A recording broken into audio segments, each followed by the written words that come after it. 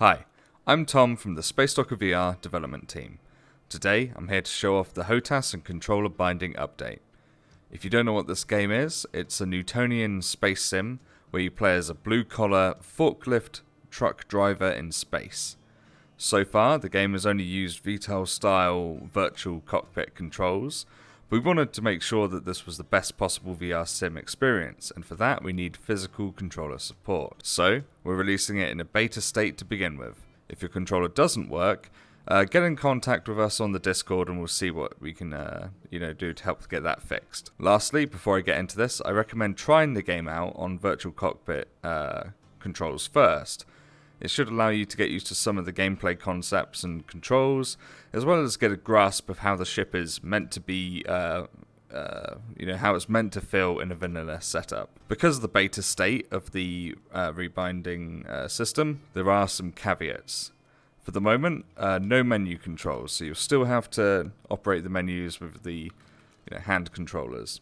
Likewise, there is no in-VR binding yet, only uses a desktop with mouse and so on. We believe this is a pretty good compromise, as it's a familiar interface, and mouse input should work better for that sort of busy UI compared to, say, a UI pointer, and so on. Another caveat is we don't have any default loadouts, partly because there's just a lot of different hardware out there. It's a 6 degrees of freedom game, so preferences are going to vary, so just best to let the user kind of bind it all from scratch, and there's not too many binds. Lastly, the last caveat is it's not complete, it's beta.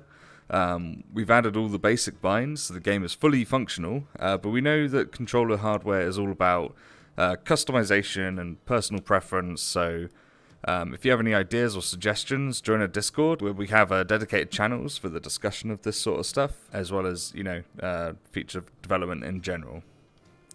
Okay, let's switch my camera over a sec. So there is a button here for HOTAS, but currently it just changes it to a screen describing how we have to use the keyboard and mouse by just clicking on this green thing down here. So now we can see that we've got a display with you can see all three of my devices that are currently connected, like so. And you see I've already set up some binds, but I'm going to quickly go over the basics of how to do a bind. So if we go to, say, the pitch axis, and click on that, I'm just going to remove the one that's there currently. I'm going to click on it again. It's going to ask me to leave stuff centered, so I'm going to let it do that. Then I'm going to move the pitch axis. Cool, and we can see the hologram on the top right respond to the binds that we've put in so far. One of the things that you want to make sure is after binding something that the ship moves in the way you expect it to. So for instance, for me, this ship needs to have its pitch inverted, so I'll click this button here. And now, when I push the stick forward, it fully works. There is also some global curve adjustment just here, and that will affect VR mode as well. This can also be set in the game settings. But if you want a per axis, curve selection, if we just go up to the top left here for configure, we can see that we've got dead zone controls as well as a sensitivity. And the sensitivity sort of acts like a curve, so if I whack that way up, you'll see that the bottom one barely moves before the white one travels all the way across. So let's turn that down a little bit. And then in the middle is just no curve at all, so it should just be 1-to-1. One thing to note is that if you're using throttle, sometimes the throttle will show up as instead of a -1 to 1 range, it will show up as a 0 to 1 range.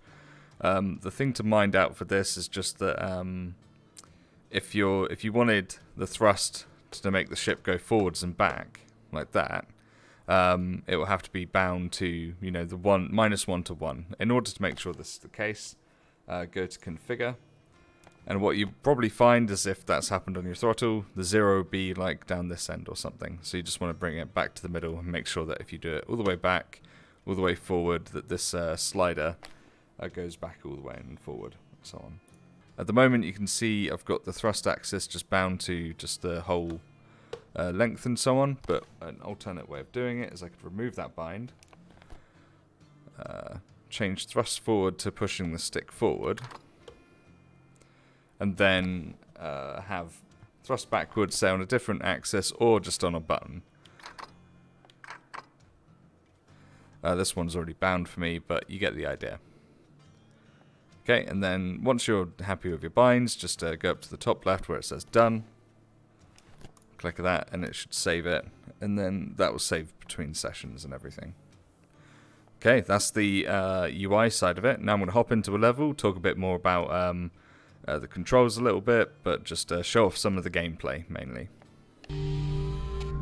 Okay, now we're in game. I just want to show some stuff off about the movement.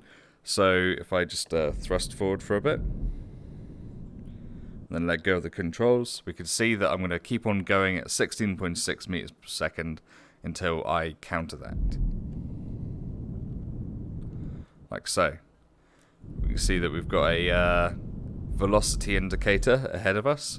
So that tells us where we're actually moving. So I can rotate, but we're still going to be moving to the right there.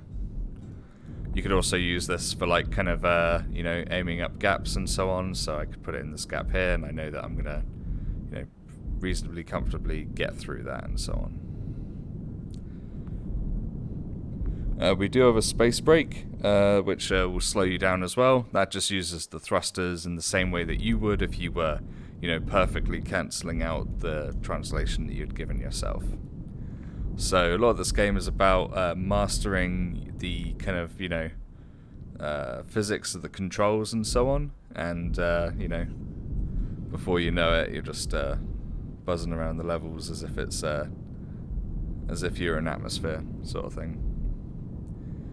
We do have some advanced options as well, so that if, you know, if you find this too easy, you can turn off the rotation limiter, or like the rotation dampening.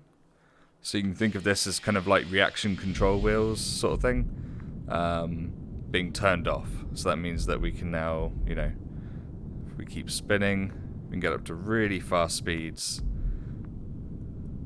And then I'm going to counter it just to slow ourselves down. So there's some extra difficulty modes as well in the form of that. So I'm actually just going to go Docker crate. So I'm going to find one on the radar. Let's pick this one here. I'm going to turn the assist back on.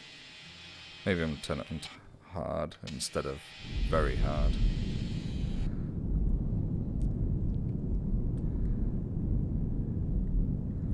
One of the things I could do here is go into low mode, which helps me maneuver, essentially turns down the sensitivity of the thrust. Cool, and that one's docked. And now I've got to go get it into that yellow ship.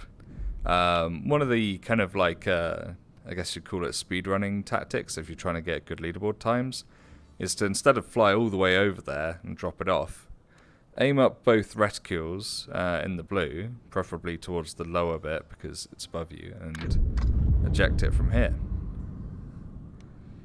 Then in a little while, that should go in. And normally, you know, if I was trying to speedrun it, I'd be right off to the next crate already, sort of thing. But yeah, I'm just showing off like it going in for demonstration purposes. Anyway, yeah, we hope that you enjoy the HOTAS update. We really want to hear what you think and what you want to, you know, if you have any issues or if you have any ideas about what you want to see and so on. It's early days, but, you know, I'm personally enjoying playing HOTAS myself. Like, it feels, you know, quite nice and everything. And yeah, thanks for watching. And yeah, look forward to keeping you guys up to date with, you know, what else we want to add to the game and so on.